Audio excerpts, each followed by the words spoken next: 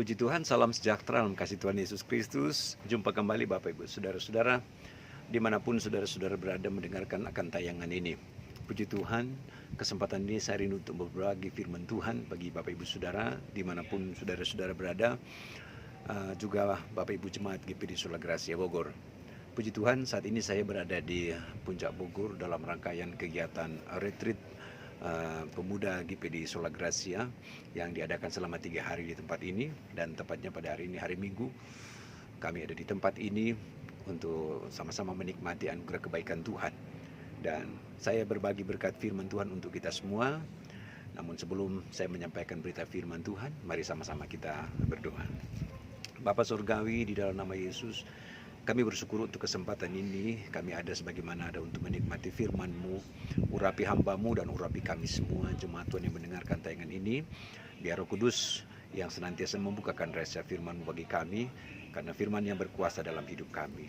Kami bersyukur Bapa di sorga, dan kami siap untuk dengar firman-Mu dan jadi pelaku dalam firman-Mu, dalam nama Tuhan Yesus Kristus. Haleluya, amin. Puji Tuhan. Renungan firman Tuhan pada kesempatan ini terdapat dalam kitab Efesus pasal 2, kitab Efesus pasal 2 ayat 4 sampai ayat yang ke-8. Saya akan baca firman Tuhan berkata demikian. Tetapi Allah yang kaya dengan rahmat, oleh karena kasih-Nya yang besar yang dilimpahkannya kepada kita, telah menghidupkan kita bersama-sama dengan Kristus, sekalipun kita telah mati oleh kesalahan-kesalahan kita.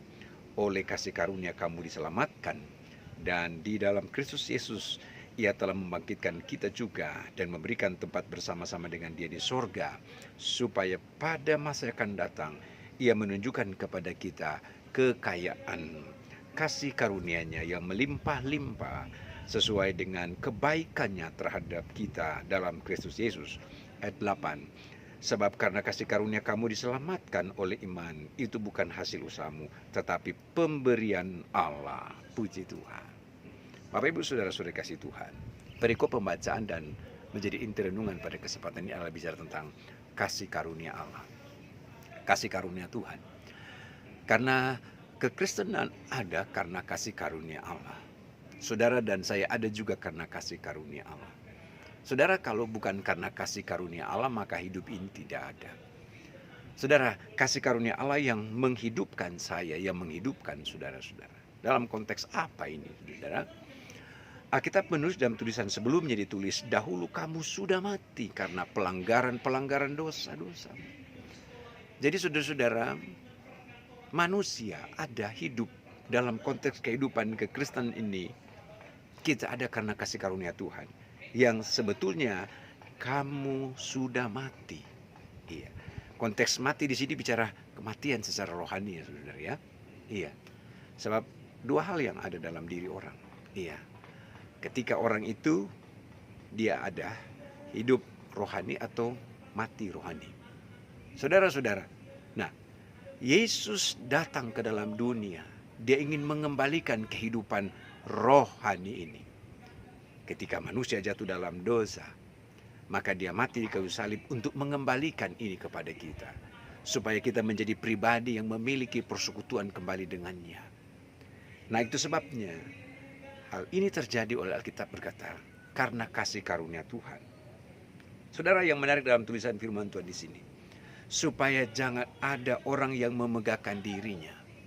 Bapak Ibu Saudara yang mendengarkan akan tayangan ini hal yang sangat mendasar dalam kehidupan kekristenan untuk memberikan sebuah kesadaran dalam diri.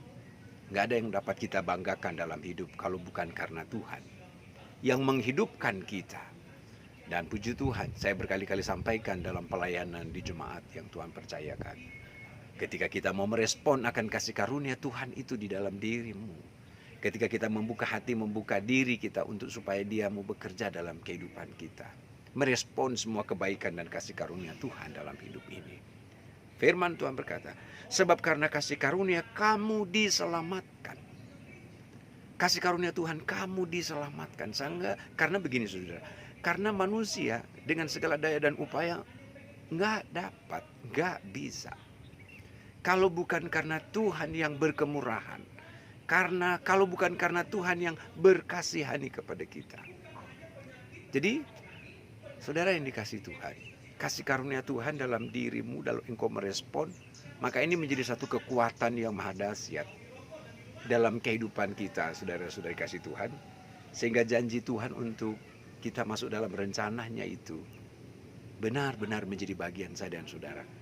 Sehingga saya menyampaikan, kalau kita ada dalam, katakan konteks kekristenan kita ada ini, itu karena Dia yang berkemurahan dalam dirimu. Konteks kekristenan kita ada hari ini, itu karena anugerahnya dalam dirimu, dalam kehidupan saya. Bukan hal-hal lain, bukan faktor-faktor lain. Saudara-saudara, saudara menjadi anak Tuhan itu karena kasih karunia Tuhan, bukan karena faktor keturunan, saudara-saudara. Iya. Saudara, ada banyak cara Tuhan untuk Dia mau menyatakan kasih karunia dalam kita. Ketika engkau mengenal pribadinya, itu juga adalah kasih karunia Tuhan. Kalau bukan Tuhan yang menjamah hati dan pikiran untuk engkau mengenal pribadinya, itu karena kasih karunia Tuhan.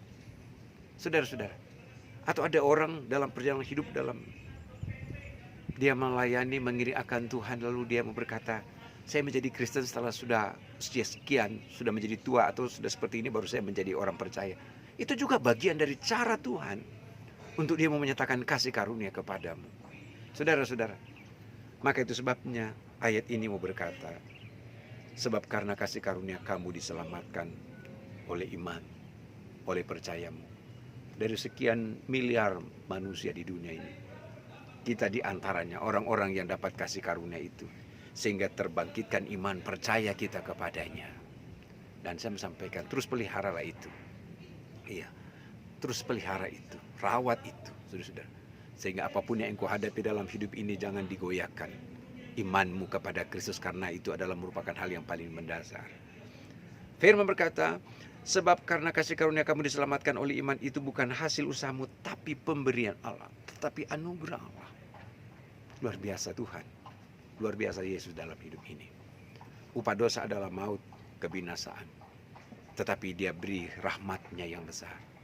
Iya, bagi kita, saudara-saudara. Dan saya percaya masih ada banyak lagi orang yang akan mendapat rahmat yang sama, kasih karunia yang sama, saudara-saudara. Iya, kita yang sudah katakan lebih dahulu mendapatkan hal itu, iya, kita tentukan bersyukur, berterima kasih, dan saya mau setia, saya mau sungguh-sungguh kepada Tuhan. Saudara-saudara, lalu kemudian ayat yang ke-10 saya baca begini, ayat 9. Itu bukan hasil pekerjaanmu, jangan ada orang yang memegahkan diri. Ayat 10, karena kita ini buatan Allah, diciptakan dalam Kristus Yesus. Puji Tuhan. Ini karya terbesar dalam kehidupan kita ini. Sebab kita diciptakan dalam Kristus Yesus untuk melakukan pekerjaan baik yang disiapkan Allah sebelumnya. Ia mau supaya kita hidup di dalamnya. Puji Tuhan, jemaat yang dikasih Tuhan, Bapak Ibu Saudara yang ada. Engkau ada dalam Kristus, berbahagialah. Berarti engkau masuk dalam rencana Tuhan. Saya ada masuk dalam rencana Tuhan. Dipersiapkan oleh Allah untuk saya masuk dalam rencananya. Dan rencana yang terbesar dalam hidup ini adalah bicara tentang keselamatan kekal selama-lamanya. Saudara-saudara, kita semua masuk dalam karya, dalam rencana Tuhan yang indah. Iya, saudara-saudara. Dalam kehidupanmu yang melebihi dari segala apa yang ada di dunia ini, apa yang ada di bumi ini. Rencana Tuhan gak dapat menjangkau karya Tuhan yang ajaib dan luar biasa itu. Hanya kepada setiap kita yang percaya, yang beriman, yang mendapat kasih karunia itu. Puji Tuhan. Nah, jemaat, di akhir renungan ini saya akan mengambil sebuah contoh tokoh Alkitab namanya Nuh. Nuh di situ ditulis, di pasal-pasal di situ ditulis, Nuh mendapat kasih karunia Tuhan. Ada berapa banyak orang yang ada pada waktu itu? Banyak sekali. Dan kasih karunia Tuhan berlaku atas pribadi Nuh dan keluarganya, maka mereka diselamatkan dengan cara Tuhan yang ajaib untuk membuat bahtera, saudara-saudara. Dan orang-orang yang gak dapat kasih karunia itu, mereka mati semuanya. Puji Tuhan, kasih karunia Tuhan juga bagi kita, saudara-saudara dikasih Tuhan. Sehingga Dia tahu dan Dia mengerti siapa engkau. Dia tahu dan Dia mengerti siapa saya.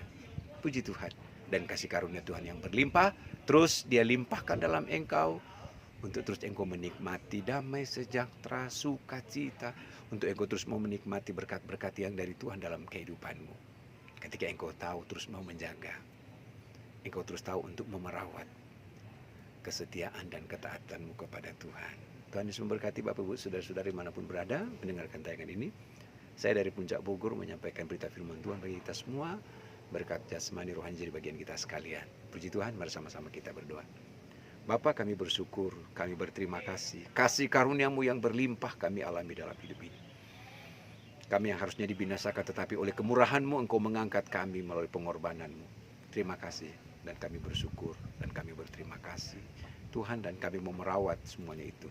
Dengan kami hidup setia, kami sungguh-sungguh di dalam Tuhan. Untuk kami terus tetap menaruh harap dan menaruh percaya. Iman kami hanya kepadamu Yesus Tuhan. Terima kasih. Lawat jemaat Tuhan yang mendengar tayangan ini. Berkati mereka hidup pribadi, keluarga, suami, istri, anak-anak, mantu, cucu. Terpelihara oleh kasih karunia Tuhan. Dan terpelihara oleh berkat-berkat perjanjian Tuhan. Kami bersyukur Bapa di surga. Buat firman-Mu pada minggu ini. Dalam nama Tuhan Yesus Kristus. Haleluya. Amin. Tuhan Yesus memberkati kita semua. Haleluya.